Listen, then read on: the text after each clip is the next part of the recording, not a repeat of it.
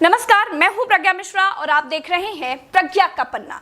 Mask न लगाने पर पहली बार में 1000 रुपए जुर्माना रखा गया है। दूसरी बार मास्क न लगाने पर 10,000 रुपए जुर्माना रखा गया है। पूरा दिन सड़कों पर वसूली चल रही है। ठीक है, आपने अपनी तरफ से वसूली कार्यक्रम शुरू कर दिया है, लेकिन अस्पताल में बेड न मिलने पर सरकार पर कितना जुर्माना होना चाहिए? वेंटिलेटर न मिलने पर सरकार पर कितना जुर्माना होना चाहिए?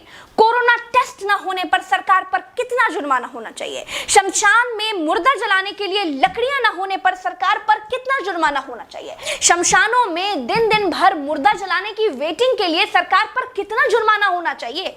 जितने मंत्री और ये मुख्यमंत्रियों ने बंगाल से कोरोना लाकर फैलाया है, उन पर कितना जुर्माना होना चाहिए? बंगाल में बिना मास्क महीने भर से घूम रहे नेताओं पर पर डे के हिसाब से कितना जुर्माना होना चाहिए? क्या सरकारों की कोई जवाबदेही बची है देश में? क्या सरकारों से सवाल पूछने वाला बचा है कोई देश में? क्या कोई पूछ सकता है कि 1 साल से देश कोरोना महामारी झेल रहा है, आपने पूरे देश में कितने नए हॉस्पिटल बनाए हैं? अगर नहीं बनाए तो क्यों नहीं बनाए हैं? क्या कोरोना आपदा में घिरे देश को 1000 करोड़ के नए संसद भवन की जरूरत थी? क्या देश को 300 करोड़ के नए बीजेपी दफ्तर की जरूरत थी?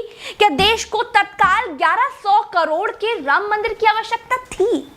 मंदिर के लिए चंदा मांगा जा सकता है तो हॉस्पिटल बनाने के लिए भी सरकार चंदा मांग सकती थी, लेकिन अस्पताल बनाने की नियत नहीं थी। मूर्ति बनाने की नियत थी तो बना दी।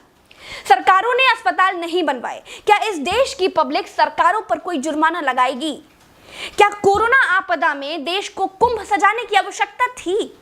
क्या देश को कोरोना महामारी के बीच बंगाल चुनाव में रैलियों की आवश्यकता थी? नहीं थी। देश को अस्पतालों की, डॉक्टरों की, कोरोना की दवाइयों की जरूरत थी।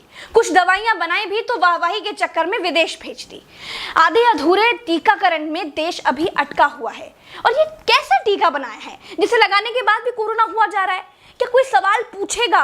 चीन ने कोरोना को फैलाया और पूरी तरह से कंट्रोल कर लिया। अपनी जीडीपी में रिकॉर्ड बढ़ोतरी कर ली। चीन से सब कुछ तो ले ही लिया है, सीख भी ले लो। देश में सब आत्ममुग्धता के शिकार हैं। सबको अपनी अपनी तारीफ चाहिए। कुछ ने तारीफ के लिए तो फौज पाल रखी है, और जिनका मन फौज से भी नहीं भरता है, उन्होंने तारीफ के लिए सूचना और जनसंपर्क विभाग बना दिए हैं। गाते रहिएगा ना, जनता का बैंड तो ऑटोमेटिक बज ही रहा है। जिनके अगल बगल से कोरोना से लाशें नहीं उठी है ना, वो मेरी बात को नहीं समझ पाएंगे। जो कोरोना की पीड़ा से गुजरे हैं, जिन्होंने कोरोना से मरे हुए लोगों को शमशान में जलते देखा है, जिन्होंने कतार में लंबी लाशें देखी हैं, वो जान जाएंगे कि मैं क्या कह रही हूं और क्यों कह रही हूं। चलते